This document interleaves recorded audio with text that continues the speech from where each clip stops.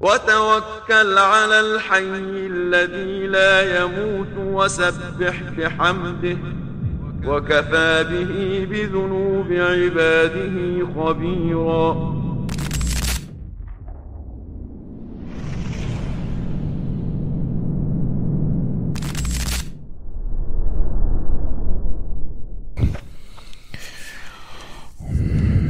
إن الحمد لله نحمده ونستعينه ونستغفره ونعوذ بالله من شرور أنفسنا وسيئات أعمالنا من يهده الله فلا مضل له ومن يضلل فلا هادي له أشهد أن لا إله إلا الله وحده لا شريك له وأشهد أن محمدا عبده ورسوله لا نبي بعده. اللهم علمنا ما ينفعنا وانفعنا بما علمتنا إنك أنت العليم الحكيم. InsyaAllah kita lanjutkan kajian kitab Meraih Keberkahan Ramadan karya Ustadz Yazid bin Abdul Qadir Jawaz rahimahullah ta'ala di halaman 66. Lanjutan pembahasan masalah menghafal Al-Quran, dan beliau menyebutkan di pembahasan berikutnya atau cabang pembahasan dari menghafal Quran, yaitu tips menghafal Al-Quran, tips dan saran dalam menghafal Al-Quran. Yang beliau menyebutkan di sini ada 10 tips untuk menghafal Al-Quran. Beliau mengatakan berikut ini beberapa hal yang dapat membantu seseorang dalam menghafal Al-Quran. Dan sebelumnya kita memiliki tugas untuk menghafal Al-Quran. Walaupun baru sedikit, maka sedikit demi sedikit juz amma. Ya, dimulai dari juz amma. Ya. Dilancarkan, kemudian sebagiannya dilancarkan kalau misalnya dia baru sampai Atin, sampai An-Nas yang merupakan mungkin prestasi baginya, maka dilancarkan betul-betul.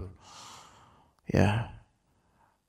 Ketika seseorang dia mulai start menghafal Al-Quran, walaupun bisa dikatakan pemula dan cukup tertinggal dibandingkan banyak dari kaum muslimin, tetapi ketika seseorang mulai betul-betul dia menghafal Quran dari ayat per ayat menuju surat per surat, surat demi surat, maka semangat sholatnya itu akan berbeda dan kedalamannya dalam sholat itu akan berbeda.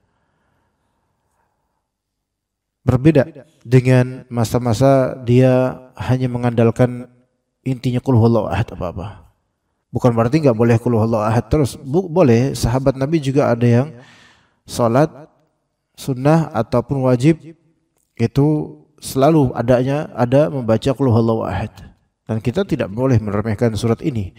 Tapi bukan di situ poinnya. Poinnya adalah di antara penyemangat ibadah itu adalah at-tanwi', yaitu memvariankan. Jadi variatif surat-surat yang dibaca, terutama dalam salat sunnah. Kalau misal salat fardu kan kita ikut imam. Maksudnya yang membuat kita semakin mudah, semakin nyaman, semakin semangat untuk salat sunnah itu adalah tanwi' dan memvariasikan bacaan setelah Al-Fatihah kita. Kalau yang tadinya hanya bermodal misal surat-surat yang paling pendek seperti Al-Asr, Al-Kautsar, An-Nasr, kemudian Al-Ikhlas atau Al-Falaq, An-Nas, mungkin dia hanya hafal yang lancar 5 atau 6 surat itu. Kemudian mulai berikutnya sampai Al-Ma'un, kemudian sampai Az-Zalzalah, Al-Bayyinah pun bisa suatu prestasi buat dia. Maka dia memulai step by step, surat demi surat. Dengan itu dia akan latih, dia bisa training dirinya ketika salat sunnah, dia baca tuh yang apa dia hafal. Misal dia mulai, misalnya ini sangat basic sekali, misalnya di ketinggalan dari banyak kaum muslimin, saya udah hafal An-Nas, itu haruslah, masa An-Nas aja nggak hafal. Kemudian Al-Falaq, Al-Ikhlas, 3 surat ini kan sebenarnya bisa kita amalkan, kita bisa baca di zikir pagi petang. Kita bisa baca di seba'da salat, kita bisa baca sebelum tidur. Ya subhanallah, sehari aja itu bisa berapa kali itu kita baca. Maka ini udah absolut lah, seorang muslim nggak bisa 3 surat ini, maka big question, pertanyaan besar. Apakah antum mu'allaf atau gimana? Ya. Kalau mu'allaf itu di hari-hari berikutnya harus hafal beberapa surat.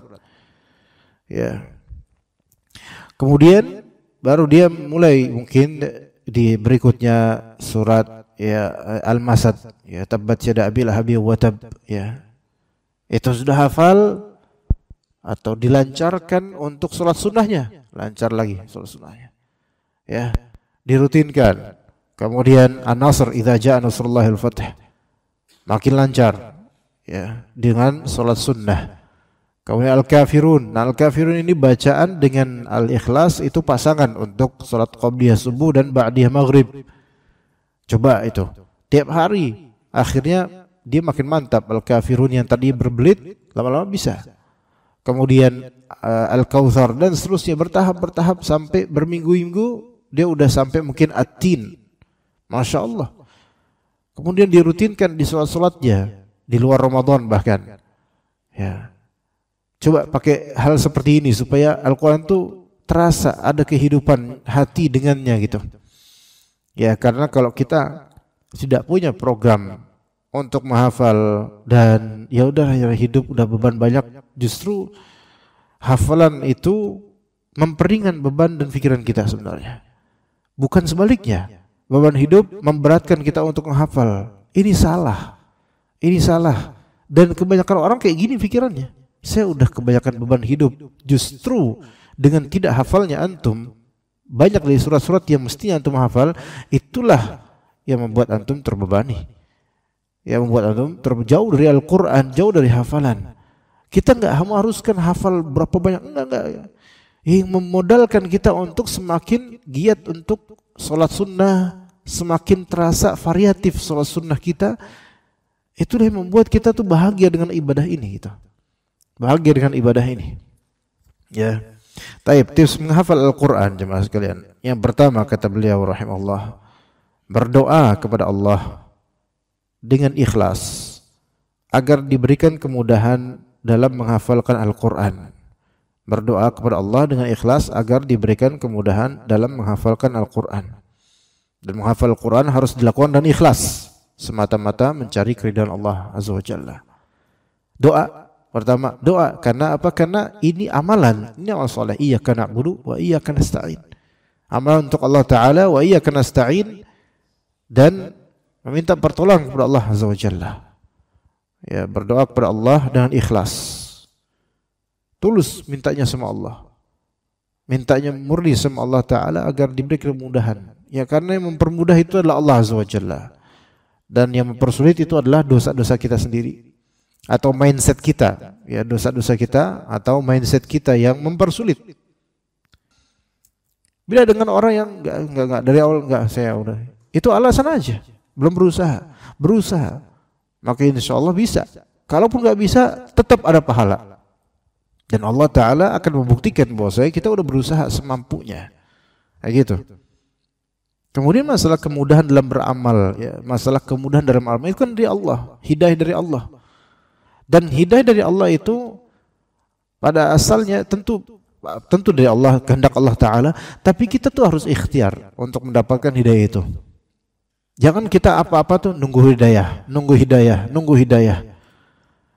Kalau nunggu terus dan nggak mau ikhtiar dan usaha untuk memulai, maka ini ibarat orang mau kaya tapi nunggu duit datang, nggak menjemput bola, nunggu digebok dulu sama orang baru mulai datang. Kita nggak bisa seperti ini dalam amal ibadah.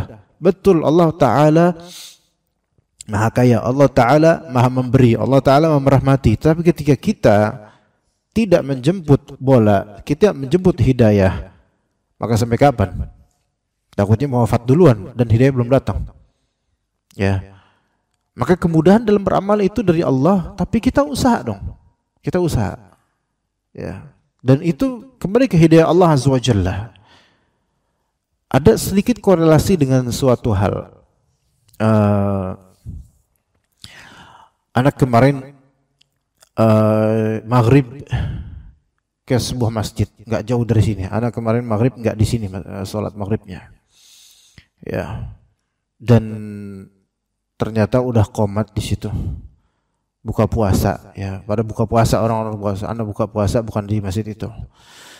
Maka ini masjid, ya, dibilang nyunah ya enggak lah, ya banyak hal-hal di situ ya. Maka Ana mau sholat, kemudian di parkiran dapatkan di terasnya itu masih ada beberapa dari laki-laki yang masih makan. Padahal ini yang Anda tahu sudah rakaat kedua gitu loh.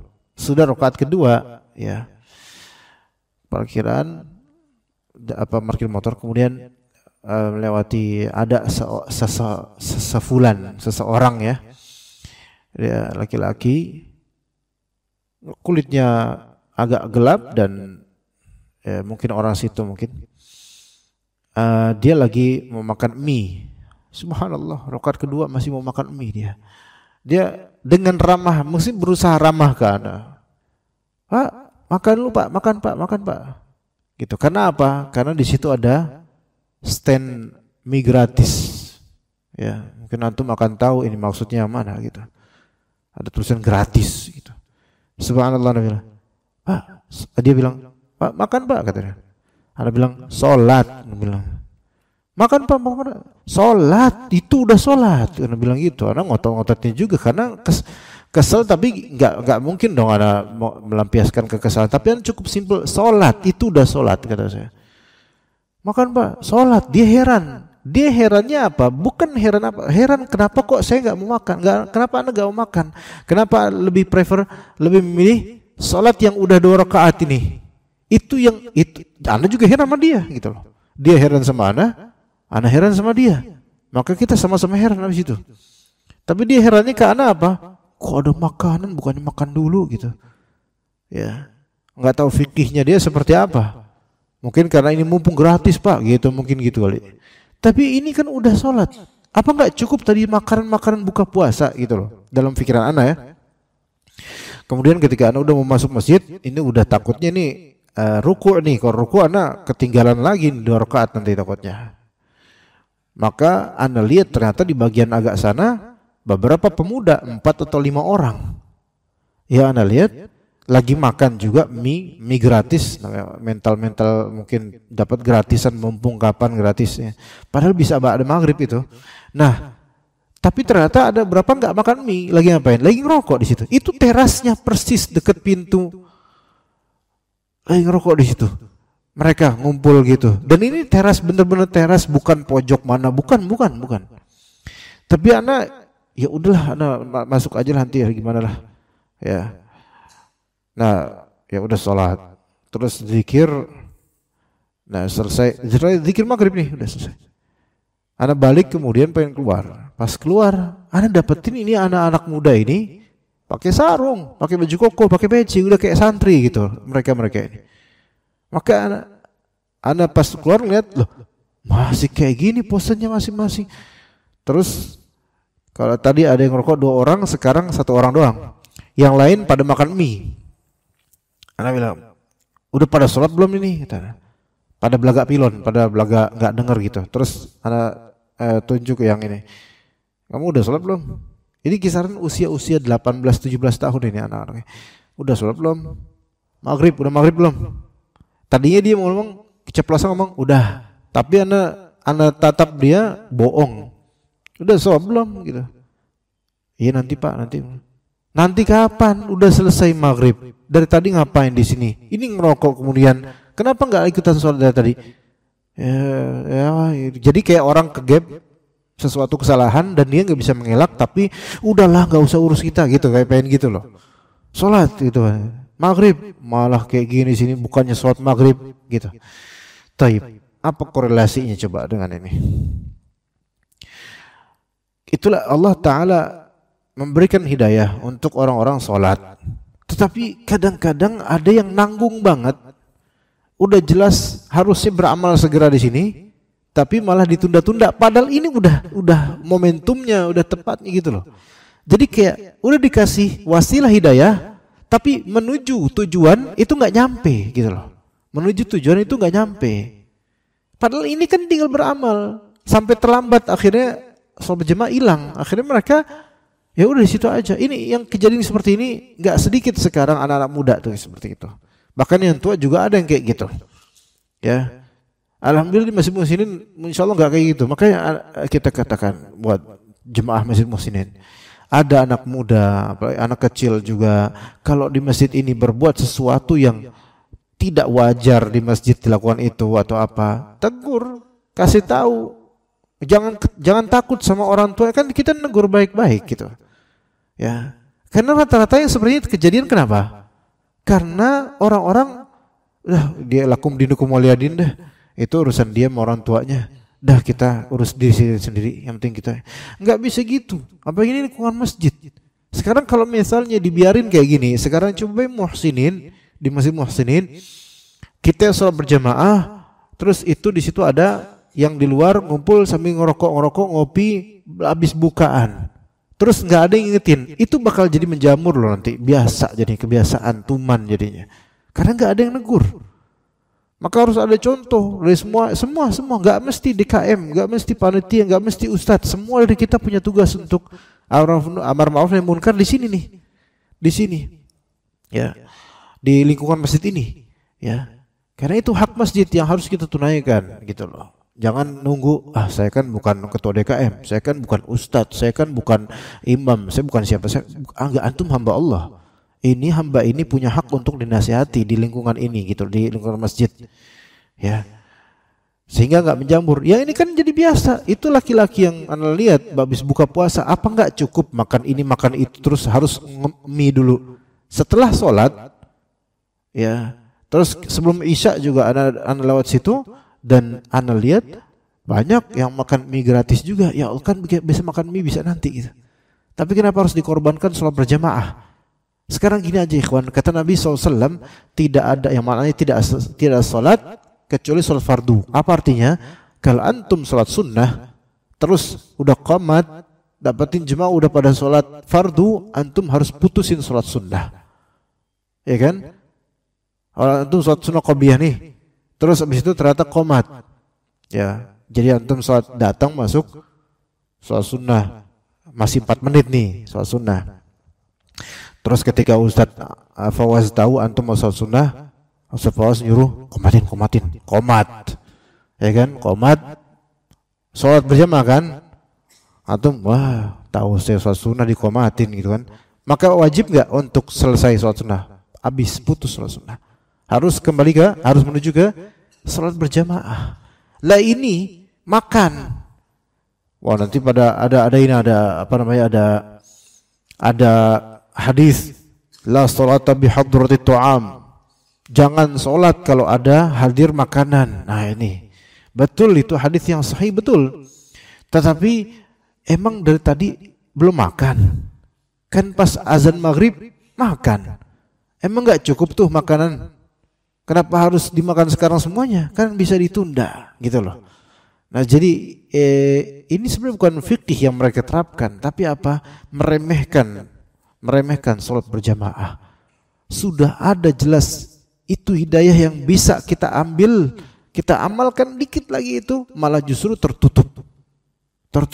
Nah dalam masalah Al-Quran ini jemaah, dalam masalah Al-Quran ini, Ramadan ini udah fasilitas waktu dari Allah kepada kita. Kalau ternyata udah dikasih fasilitas, kita kemudian enggak memanfaatkannya, padahal kita muslim, padahal kita sehat, padahal kita mampu, maka nanggung banget gitu loh Islamnya gitu loh. Kemudian sudah bisa baca Quran, tapi enggak ada keinginan untuk ngafal. Ini juga nanggung sebenarnya. Emang enggak harus banyak banget hafalan, enggak harus. Tapi kan ini modal buat iman kita, modal buat amal soleh kita, buat banyakin pahala kita, modal buat sholat sunnah kita, bahkan mungkin juga modal nanti kalau kita jadi imam. Kadang-kadang di rest area itu orang, kenapa? Karena qul huwallahu ahad doang yang dihafal. Jadi nggak mau jadi imam. Ketika di rest area tuh malu, ya. Padahal kan mestinya ada lah hafalan ad-duha, Atin, Al-Insyirah, dan surat-surat lainnya insya Allah menjadi modal gitu. Ya, jadi kemudahan dalam menghafal Al-Quran itu hidayah dari Allah. Minta sama Allah, berdoa kepada Allah agar dengan ikhlas agar diberikan kemudahan dalam menghafalkan Al-Quran. Dan juga menghafal Al-Quran harus dilakukan dengan ikhlas. Ngafalin itu kan ibadah. Jadi harus karena Allah. Bukan karena pengen jadi imam, bukan karena calon mertua, bukan karena gak enakan sama ustadz, bukan karena masyarakat, bukan karena apa-apa, tapi karena Allah. Ini modal kita sendiri masing-masing di hadapan Allah Azza wa Jalla. Justru kalau gak ikhlas itu yang bikin berat. Tapi kalau ikhlas itu yang bikin ringan. Segala yang ikhlas itu memperingan segala yang tadinya berat jadi ringan gara-gara ikhlas. Dan segala amalan yang ringan tadinya menjadi beban berat gara-gara apa? Gara-gara caper, gara-gara nyari perhatian orang, gara-gara pengen tahu dengar omongan orang atau penilaian orang, jadi berat. Tapi kalau karena Allah, udah let it flow aja, bismillah. Yang tadinya kerasa berat, ternyata ringan ya. Itulah keberkahan ikhlas. Coba kita misalnya mengajak diri, introspeksi, apa hal yang membuat kita itu susah untuk ngafalin Al-Quran walaupun surat-surat pendek? Boleh jadi sebabnya adalah kayaknya kurang ikhlas kita kalau ngafalin. Karena ada pikiran, saya pengen nih ngafalin ini, tapi nanti kata orang apa ya? Kalau saya nggak hafal, nanti orang ini saya malu dong. Jangan karena itu, malunya sama Allah aja. Malunya sama Allah aja dulu. Atau hanya sama Allah Ta'ala malunya. Maka dengan itu akan membangkitkan semangat kita. Dan Allah Subhanahu Wa Ta'ala akan menjawab doa-doa kita untuk memudahkan kita dalam menghafalkan Al-Quran. Kemudian kalau misalnya didengar oleh tetangga atau teman atau saudara atau istri atau siapapun, baru mau ngafalin misalnya ya, surat Tabbat Yada Abi Lahab wa Tab, misal baru ngafalin diulang-ulang, dengerin audionya, dengerin YouTube-nya, diulang-ulang, atau talaki sama Ustadz Fawaz misalnya atau Ustadz Miftah misalnya, tolong Ustadz ana mau menghafalkan ini, tolong secara private aja misalnya.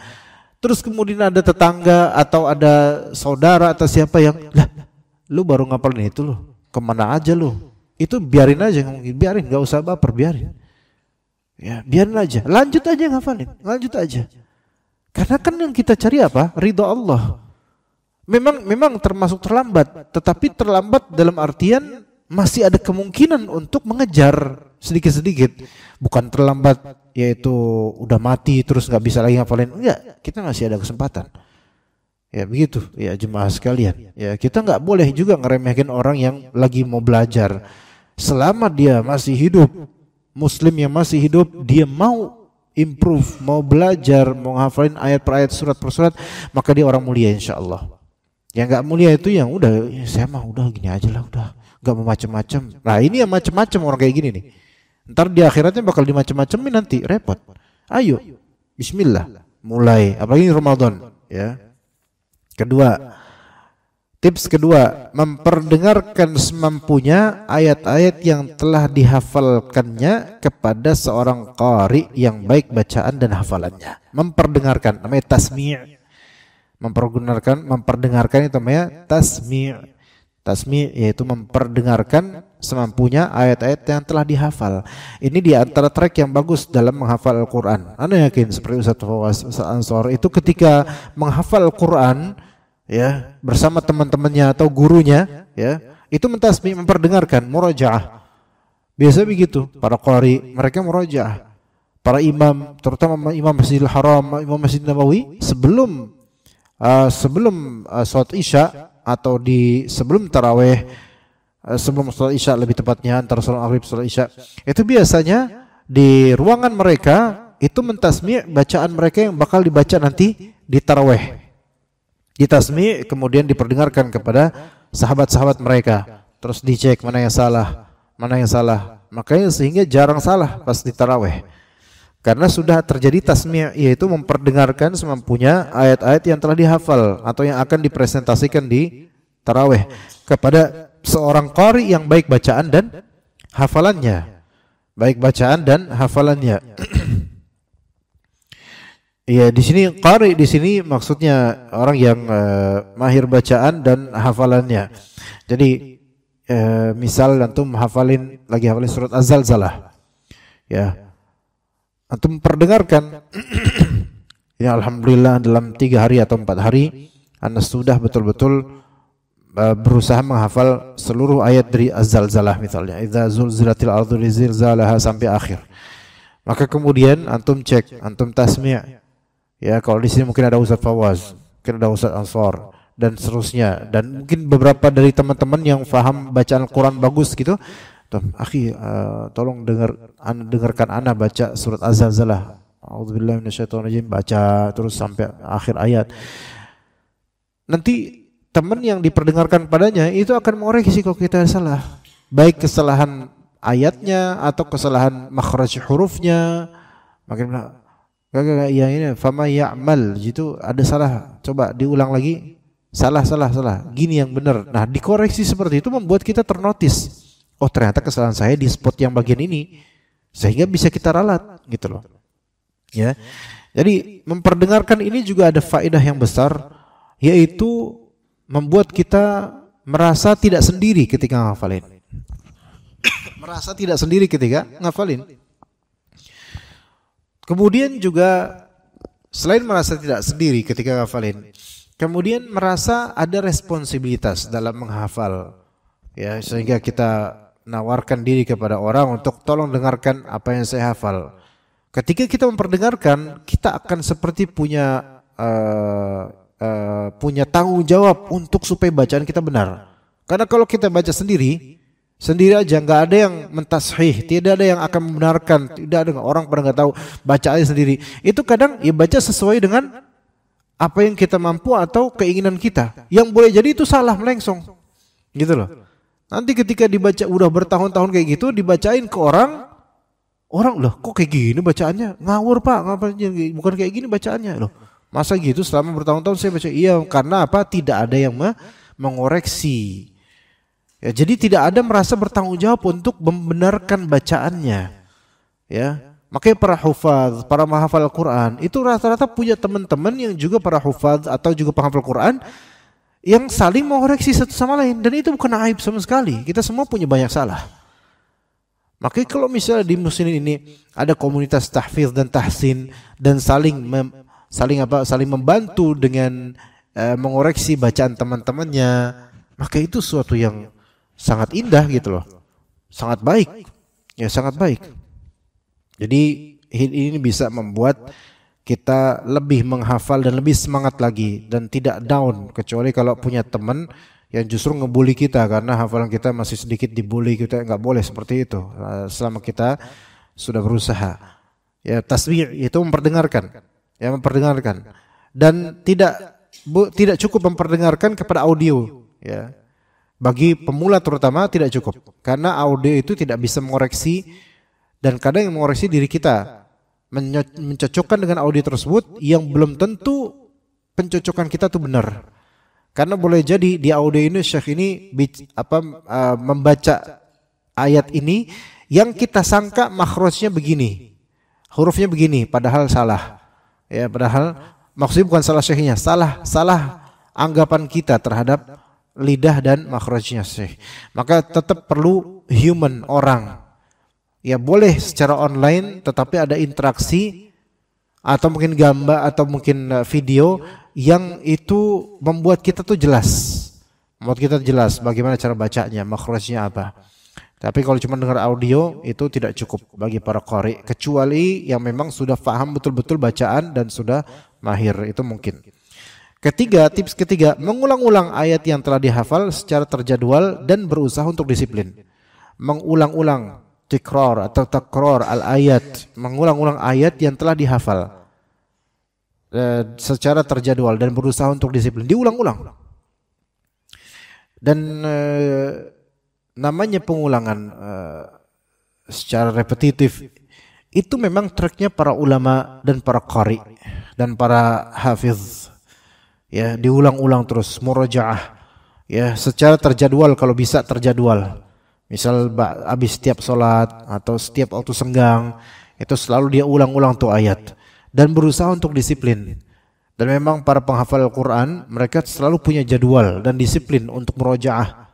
Siapa yang tidak disiplin untuk murojaah, maka dia akan kehilangan banyak dari ayat atau surat. Ya, karena dia nggak punya kedisiplin murojaah, nggak pernah murojaah lagi misalnya bagi penghafal Quran.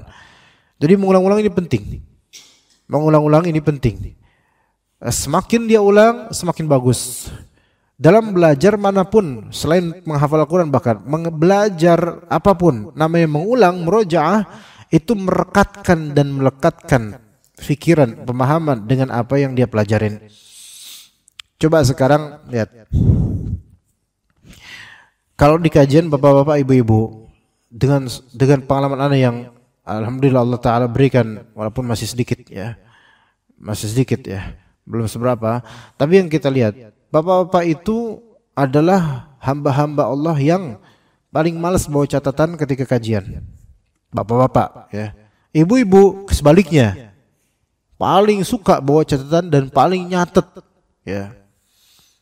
Kalau misalnya antum ini ustadznya nih nanya ke ibu-ibu, Bu, ya tadi apa yang saya jelasin coba gitu. Pada gelagapan ibu-ibu nyari catatannya apa ya. Padahal dia udah nyatet tuh. Ibu-ibu itu gelagapan, bingung. Mana ya tadi? Bingung, kenapa? Bingung. Kadang ibu-ibu nyatet yang dia sendiri itu nggak tahu apa yang dia catat. Karena nggak masuk ke hatinya. Banyak-banyak catatan, saking rajinnya itu ibu-ibu banyak gitu, ibu-ibu. Ya. Nggak paham mana tadi, mana, tadi mana ya, gitu loh. Jadi nggak langsung hafal, oke? Karena baru first time nyatet, dah, gitu. Ini menunjukkan bahwasanya pencatatan pertama itu tidak bisa menjadi final, nggak bisa. Harus ada apa? Murojaah. Antum kalau nyatet kajian apapun itu kajian, antum nyatet sekali, terus udah antum tutup buku, dah. Pasti lupa, beneran, nggak bakal ingat, nggak. Jadi pencatatan pertama itu bukan sesuatu yang akhir dan kemudian antum bakal ingat terus, nggak, malah justru lupa. Tapi ketika antum murojaah di rumah, membuka lagi, mengulang, itu langsung kena, langsung secara repetitif antum baca, langsung. Hafalan pun harus lebih kayak gitu lagi. Kalau cuma sekali, 2 kali baca, dah hafal. Antum keluar masjid lupa. Berarti emang harus apa? Dari first moment itu harus diulang. Udah selesai, mungkin langsung hafal nih di first momentum pertama. Terus habis itu nggak diulang lagi pas sampai rumah, lupa.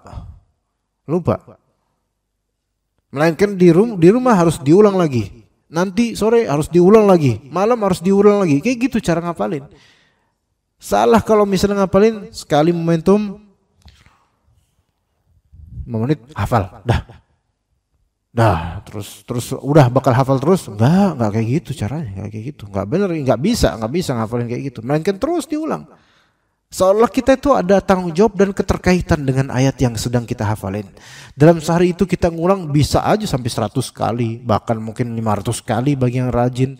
Bisa. Dan itu pun jangan hari itu doang. Besok murojaah lagi. Begitu caranya jemaah. Jadi jangan pede antum hafalin idza zulzilatil ardu zilzalaha. Satu ayat tuh antum hafalin hari ini targetnya. Dalam satu momentum habis sholat zuhur antum baca 100 kali habis sholat zuhur. Idza zulzilatil ardu. Sampai otot di lidah dan otot di mulutnya udah mulai menyesuaikan dengan ayat. Dah keluar dengan jumuahnya, alhamdulillah satu ayat az-zalzalah saya telah hafal. Sok antum pulang ke rumah blok manalah terserah antum. Enggak usah jauh-jauh lah, blok T loh merantum misalnya. T mana sini dekat, enggak usah blok-blok jauh. Hampir rumah coba sok coba Pak, tadi apa Pak yang kata istri? Tadi apa yang dihafalin di masjid? Apa itu dia? Udah mulai lupa. Padahal baru berapa langkah loh. Tadi padahal saya udah baca 100 kali loh. Nah inilah yang harus dipahami baik-baik. Momentum yang berbeda harus terjadi murojaah. Jangan di first moment, di first seat atau di duduk pertama banyak-banyakan, dah selesai, saya anggap selesai. Saya hafal. Enggak gitu cara ngapalin. Nanti momentum berikutnya murojaah. Nanti murojaah lagi. Sampai betul-betul bukan hanya otot aja yang menyelaraskan dengan bagaimana cara bacanya, tapi sampai hatinya juga terikat dengan bacaannya ini. Itu yang namanya hafal. Karena hifz itu kalau dalam kita misalnya Microsoft Word, di Microsoft itu kan ada save. Save itu kan menyimpan. Jadi hafal kan di bahasa Arab hifz. Jadi zat diganti L kalau di Indonesia. Makanya hafal hifz. Ya, kemudian zuhur, luhur. Ya, zuhur, lohor dari kata zat, zuhur. Ya, jadi hifz hafal, hafadha hafalan gitu. Artinya apa? Save, yaitu menyimpan. Nah, nyimpennya itu di mana? Bukan di sini nyimpen. Jadi kalau udah merasa jumawa dengan bisa melidahkan ayat, itu belum hafal. Tapi kalau udah sampai sini baru namanya nyimpen. Yang dikatakan dalam sebuah syair, al-qalbu wi'aun mulia ilma. Walaupun syair ini juga bisa untuk kitab, ya. Yaitu hati itu adalah suatu wadah yang ilmu bisa masuk ke dalamnya. Ilmu itu ke hati, bukan ke otak. Otak itu sekretariat. Akal itu di hati. Ilmu itu ke akal. Ya, ilmu itu ke akal. Coba kalau misalnya kita lihatnya, orang kalau cuma di lidah doang, nggak sampai ilmunya, nggak sampai ke akal, maka nggak ada artinya di dalam Islam. Kayak gini sekarang. Kata Allah Azza wa Jalla, "Wala in sa'altahum man khalaqas samawati wal arda la yaqulunna Allah." Jika kalian bertanya pada orang-orang musyrik, siapa yang menciptakan langit dan bumi? Orang-orang musyrik akan jawab siapa? Allah. Qul alhamdulillah, katakan alhamdulillah. Tuh ente bisa ngomong gitu. Yang ciptain langit dan bumi Allah.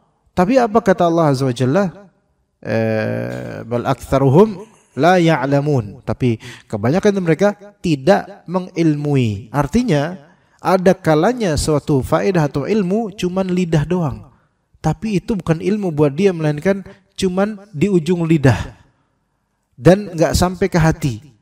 Hafalan kalau cuman di ujung lidah, enggak sampai ke hati, ya lupa nantinya, cepat lupa dan enggak mengamalkan. Nah gitu aja, cuman lip sync doang di lidah gitu doang. Dan enggak cukup jemaah menghafal seperti dengan model seperti itu. Maka hafalan walaupun sedikit itu diamalkan, dimanfaatkan di salat-salat kita. Bayangkan antum misalnya, bukan menghinakan, bukan meremehkan. Selama ini salat hanya Qul gitu aja. Terus atau ina al-asr. Ini bukan mengejek, tapi motivasi ya. Nah, bayangkan, cita-citakan bahwasanya antum adalah orang yang ketika sholat, setiap sholat sunnah selalu variatif bacaannya beda-beda antara satu dengan lainnya. Bayangkan antum adalah orang yang semulia itu, gitu loh. Walaupun juz amma semua enggak apa-apa. Yang penting lebih afdal daripada tahun-tahun sebelumnya. Bayangkan antum seperti itu. Dan insya Allah bisa. Dan bisa. Dengan izin Allah Ta'ala. Semua dari kita. Gak ada kecuali. Gak ada. Saya udah tua Ustaz. Ana tahu antum udah tua. Terus kenapa? Gak bisa Ustaz. Nah antum tua aja bisa. Masa ngapalin gak bisa? Ya kan? Ngapalin semua bisa insya Allah. Ya, ada kok mbah kakung, kakek-kakek baru sadar kemudian mulai menghafal. Bisa insya Allah. Memang sih beda ya bacaannya. Cuman ada usaha. Nanti di hadapan Allah kan kita akan ditanya. Ya gitu. Dengarkan terus ulang-ulang yang telah dihafal. Ulang-ulang dan kemudian kalau misalnya nih, ini juga suatu pertanyaan dan pembahasan sebagian orang. Ustaz, saya tuh udah berusaha ngulang-ulang, lupa terus, ngulang-ulang, lupa lagi ya Allah Ustaz. Kok kayaknya saya lemah ya? Kalau antum berhenti, antum lemah, tapi kalau antum terus, antum kuat. Justru Allah Ta'ala sayang sama antum. Walaupun antum ngerasa antum lemah, Allah Ta'ala sayang sama antum. Kalau Allah sayang harusnya saya cepat dong Ustaz hafalinnya. Belum tentu. Ada kok orang yang cepat banget ngapalin tapi tetap Allah Ta'ala gak sayang sama dia. Ya, tapi antum kenapa kok lama hafalin terus berulang-ulang? Karena Allah sayang sama antum. Apa wujud sayangnya Allah Azza wa Jalla? Yaitu Allah Ta'ala menginginkan antum untuk memiliki ahad yang lama, perjanjian yang lama dengan Al-Quran, sehingga bacaannya makin sering. Makin sering baca, makin banyak pahala enggak? Makin banyak pahalanya. Coba mikirnya kayak gitu. Jangan mikirnya keputusasaannya. Mikirnya, alhamdulillah, kalaupun saya lemot atau lama ngafalinnya, diulang-ulang terus, ini kayaknya Allah Ta'ala ini menghendaki supaya saya pahala banyak deh dengan bacaan yang diulang-ulang ini. Coba kayak gitu cara mikirnya. Jadi cara mikirnya husnudzon sama Allah. Betul kita lemah, betul kita kurang mungkin lekat memorinya, betul.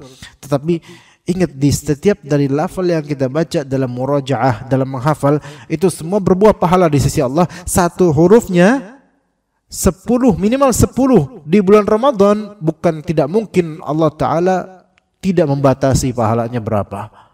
Kan gitu. Ya, memang di bulan Ramadan sih sebaiknya mungkin ini dulu tilawah dulu yang banyak, perbaiki bacaan ya. Nanti setelah Ramadan mulai punya target untuk ngafalin. Coba nanti Syawal, kan Syawal misalnya 29 atau 30 hari. Targetin hafal insyaallah 30 hari ini atau Syawal ini. Target saya puasa sunnah 6 hari Syawal saya rampungin. Kemudian target juga saya bisa misalnya nabung 1 juta buat nanti kurban di Idul Adha misalnya, karena kan mungkin kambing 3 jutaan, 4 jutaan gitu kan, atau sapi sumbang pertujukan bisa 3 jutaan, 4 jutaan. Nah, selalu target lainnya saya mau ngafalin 4 halaman misalnya. Kayaknya susah 4 halaman. 2 halaman aja 1 lembar. Misalnya bismillah di juz amma dulu enggak apa-apa. Misal dari surat Al-Asr sampai Inna A'thaina, kan 2 halaman tuh. Saya akan bismillah di Syawal ini saya hafal itu 6 surat. 6 surat saya hafal insyaallah. Ya mulai, jangan insyaallah doang, mulai. Ya mulai, kok insyaallah doang mah Indonesia banget itu. Ya mulai bismillah dari Inna A'thaina terus. Cari partner, cari teman. Saling mengulang ayat. Jangan malu. Ya, tapi jangan karena ana sibuk jadi sama yang lain aja ya. Sama yang sering antum temuin. Karena kalau nyari Ustadz, sama Ustadz Fawaz mungkin sama yang sering antum temuin. Dan orang itu nggak songong, maklumin antum. Maka insya Allah antum bisa tuh Syawal ngafalin 2 halaman, 4 halaman. Kalau misalnya udah berhasil improvement seperti ini yang belum pernah terwujud sebelumnya di zaman antum hidup, Syawal bisa 4 halaman atau 2 halaman atau 3 halaman, insya Allah bulan berikutnya Dzulqa'dah antum lebih semangat untuk lebih lagi. Gitu, jadi harus memulai dulu. Kalau mulai terus bisa, alhamdulillah ternyata saya bisa. Nanti tambah lagi berapa, target lagi tambah berapa gitu. Insya Allah kalau udah mencapai mana nanti surat-surat mana, udah mencapai berapa halaman, 10 halaman, Solat kita itu masya Allah lebih variatif ya, lebih indah. Ditambah kemudian melihat kitab-kitab tafsir, masya Allah, itu nikmat banget jemaah. Antum punya hafalan surat, kemudian antum baca kitab tafsir dan antum tahu apa yang sedang ditafsirkan ayat mana, dan antum hafal ayatnya, faham terjemahannya, itu nikmatnya luar biasa jemaah. Ketika antum Allahu Akbar, baca Al-Fatihah, faham maknanya, baca surat, paham maknanya. Apalagi kalau misalnya jemaah salat berjemaah, apa yang imam baca antum juga hafal misalnya, itu akan ada koneksi ya, terus paham maknanya, itu nikmat. Makanya orang yang dia faham Al-Quran, dengar bacaan imam, itu pahalanya jauh lebih tinggi daripada orang yang sekitar dengar tapi dia nggak paham nih baca Quran ayat apa, wallah alam, dah yang penting dengar bagus, tapi ada yang jauh lebih tinggi pahalanya, yaitu yang hafal dan paham. Maukah kita jadi orang seperti itu? Harus mau dong. Harus mau, kita angkat dong grade kita jemaah sekalian. Ya, berazamlah seperti itu nanti Syawal. Sekarang banyak-banyakin baca Quran, banyak-banyakin khatam, supaya hati kita tuh makin hidup dengan Al-Quran, makin semangat, dan minta sama Allah, terutama 10 hari terakhir, apalagi malam yang mungkin itu malam Lailatul Qadar, minta sama Allah, ya Allah buatlah saya jadi orang yang ngafalin Al-Quran. Allah kasih nanti Syawal antum mulai start ngafalin Al-Quran. Cari partner yang baik, mulai sering mengulang-ulang bersamanya, insya Allah akan terjadi perubahan dalam hidup. Rezeki juga akan Allah Ta'ala alirkan nanti insya Allah. Kemudian, sebentar lagi insya Allah.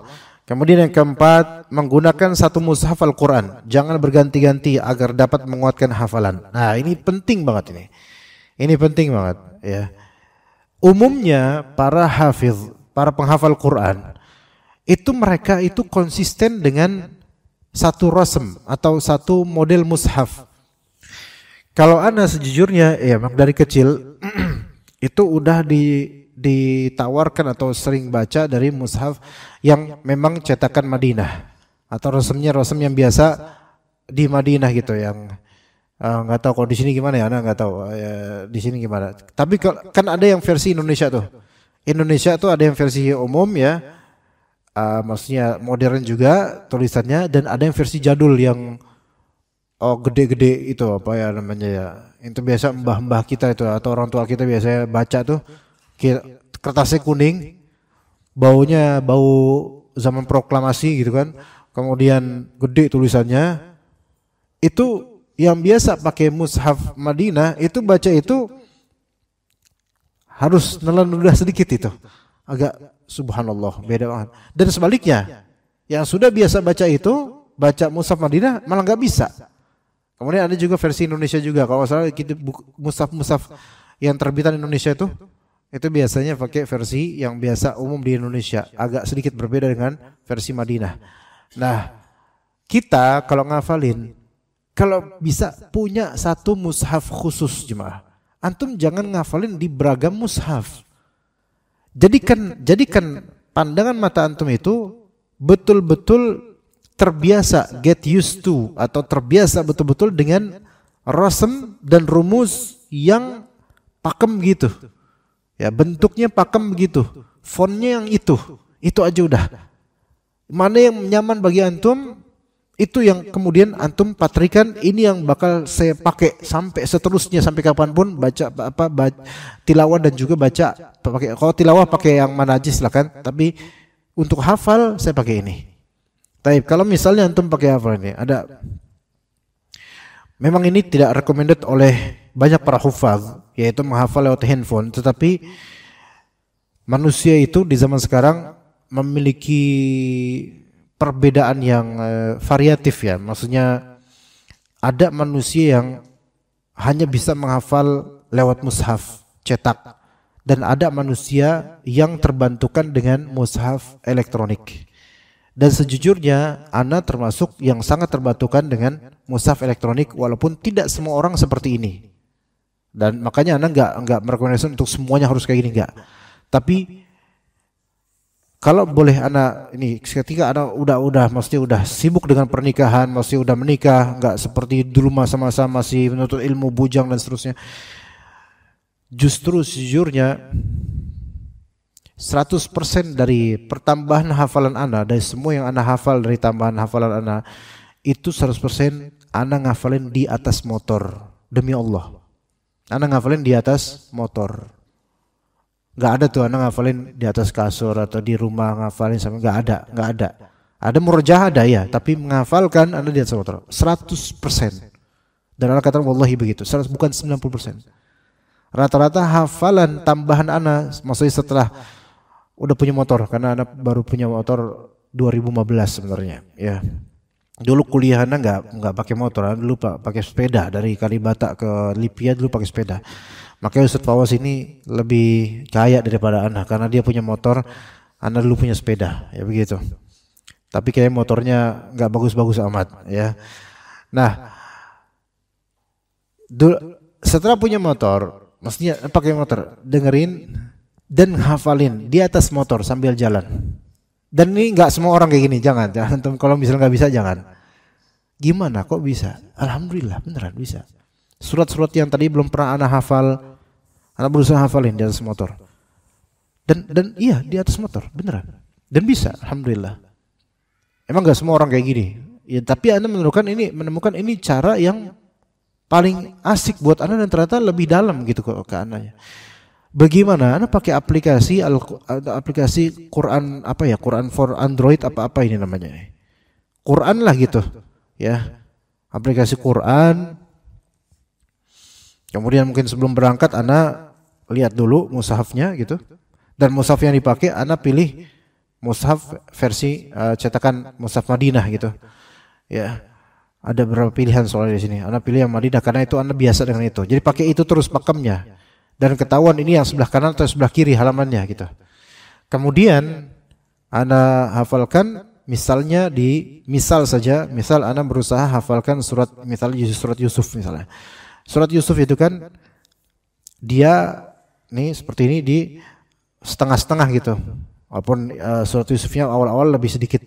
Itu ayat pertama sampai ayat keempat misalnya. Ayat pertama sampai ayat keempat. Jadi ana biasanya 3 ayat atau mungkin 4 baris, 5 baris dulu atau setengah halaman gitu. Targetnya hari ini ana hafalkan hari ini atau 2 hari ini ya. Maka setiap dari ayat ana setting di sini dengerin. Kadang ana lebih suka lewat pendengaran untuk menghafal. Ada orang lebih suka lewat penglihatan, ada orang lebih suka lewat pendengaran. Kan ada 4 ayat nih. Ayat pertama diulang 3 kali. Ayat kedua kemudian diulang 3 kali. Ayat ketiga kemudian diulang 3 kali. Ayat keempat diulang 3 kali. Jadi masing-masing 3 kali. Dari 3 kali semua 4 ayat ini diulang lagi nanti ke pertama 3 kali lagi. 3 kali. Diulang lagi 3 kali. Terus Anda dengerin terus sambil Anda pikirkan dan letaknya di mana ini. Tapi mungkin karena emang mohon maaf mungkin udah ngerti bahasa Arab dan udah terbiasa mungkin ya dari kecil untuk menghafal Quran, jadi ada sisi terbiasa lah, jadi terbiasa gitu.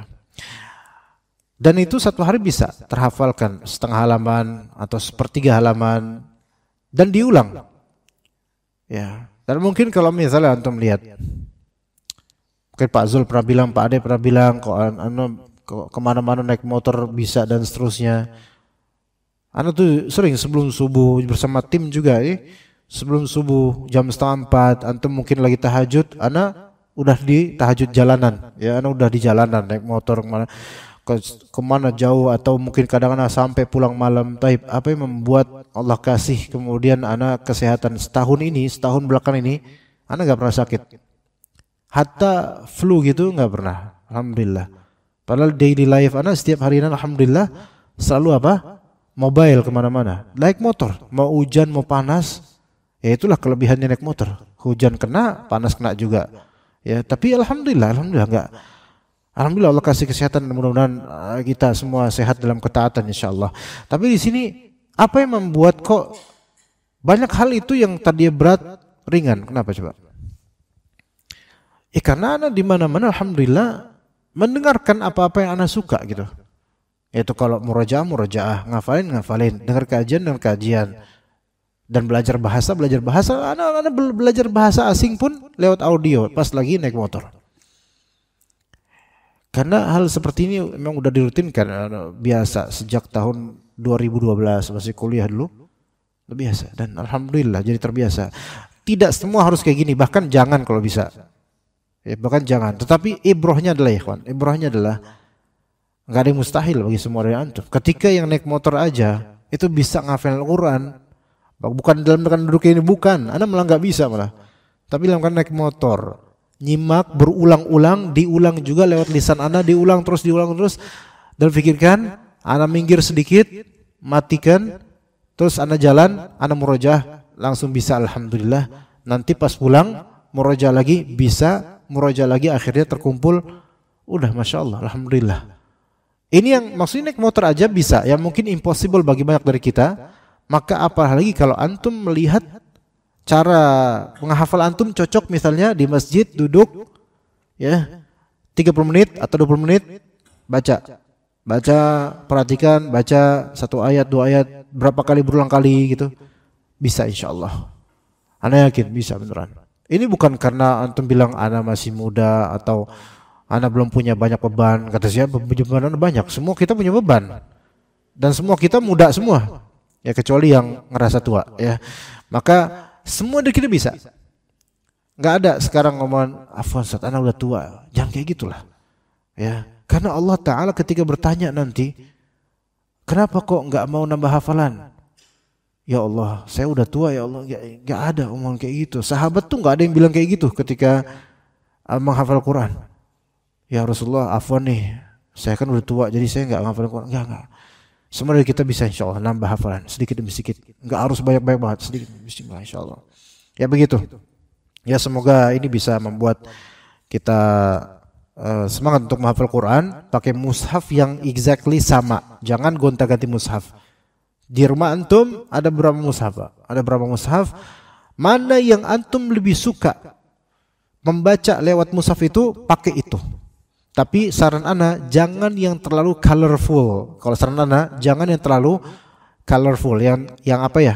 Dikit-dikit warna atau mushaf tajwid, karena itu bisa mendistract atau bisa mengalihkan banyak pikiran antum. Kalaupun ada color, ada warna, mungkin ambil yang warnanya itu merah untuk lafal jalal Allah saja. Ya, itu aja deh. Jangan yang dikit-dikit warna ya. Tapi mungkin ada jenis mushaf hafalan. Kalau ini nggak cocok buat ana, tapi mungkin sebagian dari antum cocok. Ada namanya mushaf hafalan. Itu dia dibimbing oleh Ustadz siapa, lupa, Ali siapa gitu namanya. Bukan Pak Ali, Pak RT, bukan. Ustadz Ali, lupa Allah. Ya, itu setiap halaman itu ada petunjuknya. Setiap halaman dibagi menjadi 3. Ana nggak cocok dengan skema seperti ini, tapi ana yakin banyak dari antum cocok. Ana lupa nama mushafnya apa, mushaf hafalan pokoknya. Dia dalam satu halaman, misal Al-Baqarah nih, ada 3. Ini yang ini warna ini maksudnya backgroundnya warna ini.